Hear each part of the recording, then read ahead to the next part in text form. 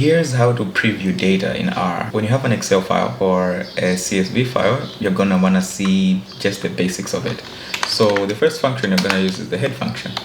What I did was I loaded the malaria age data that we talked about in the previous video, and here we have the head data containing columns, countries, code of the country, yada yada yada up until deaths.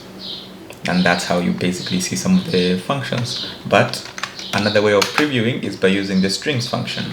So we use the same file I called malaria age, and you have this data frame, and you have 30,000 rows and 6 columns, and these are the names of the columns.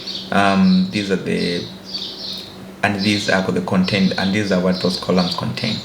One last function is you're gonna want to know is summary. So not summarize, but summary.